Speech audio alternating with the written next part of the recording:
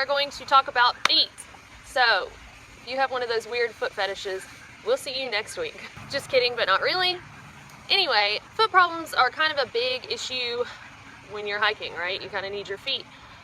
Some people are plagued with like blisters, and I was not, but I was plagued with plantar fasciitis, or plantar fasciitis, potato. It's really not something to play around with because it can take you down for the count and, you know, end your hike with a quickness. I am not a doctor. Let me go ahead and put that disclaimer out there. I'm not telling you what you should do.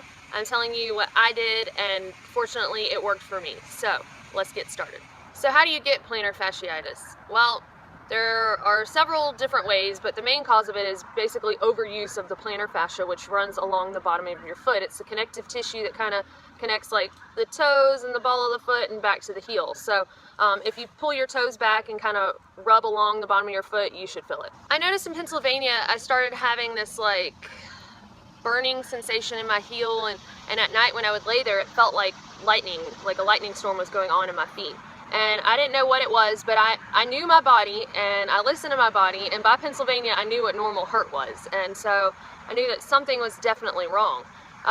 Pretty sure what caused my plantar fasciitis was lack of support in my shoes, because I don't really care about fashion. I'm out on the trail. I don't care what I look like. I don't care. It's summertime. You know, if my toes start hanging out of my shoe, I have nobody to impress. And I'd had these shoes for about 700 miles. Great shoes, by the way.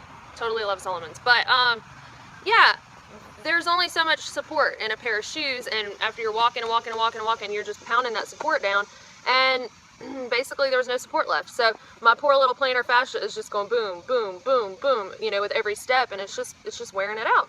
So while you may not mind holy shoes, I would recommend not really pushing your trail runners over about 500 miles. My personal rule for myself now after suffering with it.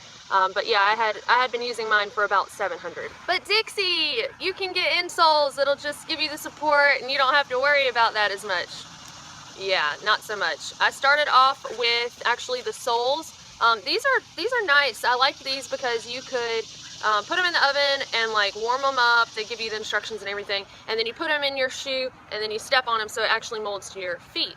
Well, about in North Carolina, my feet were getting swollen and sore and everything, so I was just trying to mix it up. I didn't know what I was doing with insoles. I'd never bought insoles before.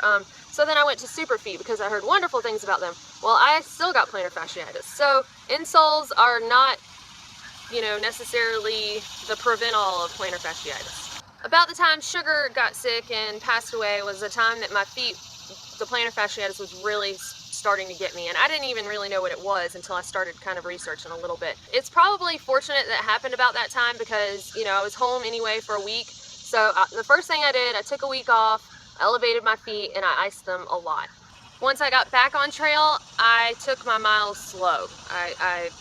The first day back, I hiked like 5 miles. I started taking more breaks even through these short mile days. I was stopping every like 2 to 4 miles to prop my feet up on a rock, massage them, you know, just give them a little rest. Stretching is also very important, and I'm not gonna lie, I didn't stretch at all before I got plantar fasciitis, but I sure did afterwards. You know, your calf and everything is connected to your Achilles tendon, which is connected to your plantar fascia.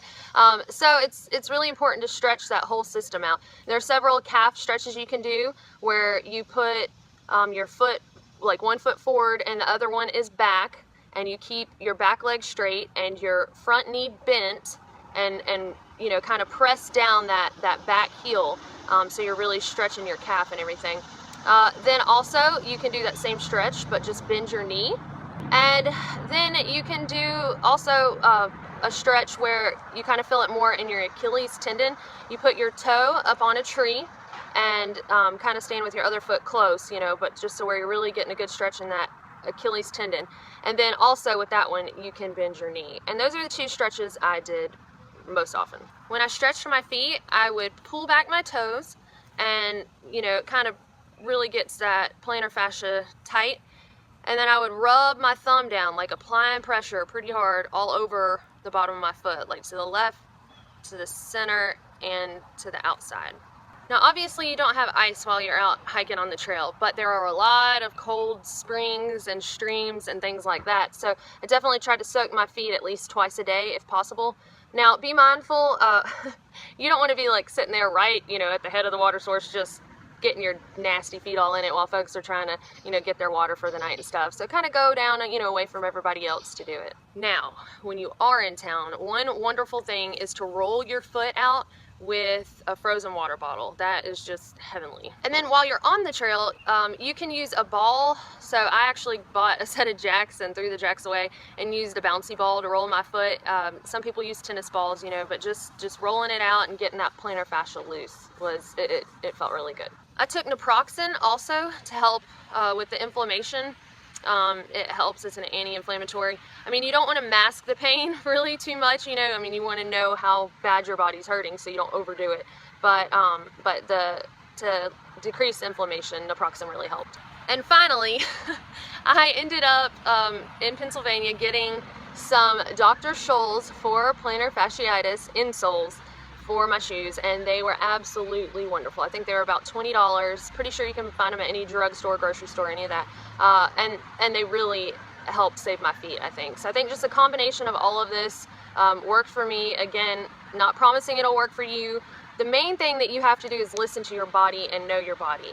If you're hurting, you need to stop, because you know you're going to be in a rush, like, oh, I have to get to Katahdin, I have to get to Katahdin, or whatever endpoint you have.